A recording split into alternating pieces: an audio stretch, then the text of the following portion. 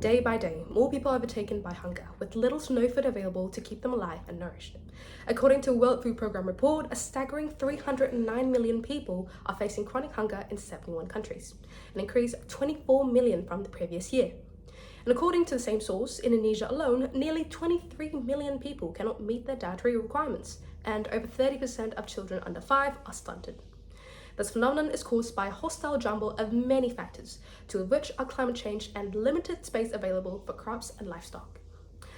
Firstly, rising temperatures and sea levels lead to heat waves, droughts, floods, and other extreme weather. Consequently, they disrupt farming and displace communities. Human-induced disasters also amplify the impacts of naturally occurring weather patterns. For example, in Indonesia, El Niño reduces water supply for irrigation systems, thus threatening crops' productivity. And secondly, as human population grow, arable land narrows as more are being converted for housing and urbanization. The same goes for lands used to cultivate livestock. And ironically, while the spaces we feed off of are shrinking, our need for their products is ever increasing. Such dependence creates a supply-demand imbalance. So that brings us to the question, what's the solution? Well, among the many answers available, one answer remains a subject of debate, and that is synthetic food.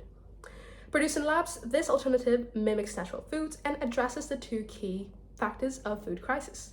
How? Well, take for example, the beef patties developed by a team from Monash University in 2013.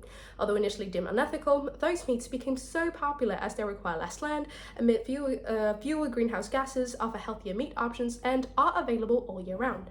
However, challenges include safety concerns due to the risk of infections and mutations, because as we know, in the case of cultured meat, natural immune system is non-existent, and thus higher production costs, regulatory hurdles, and consumer skepticism.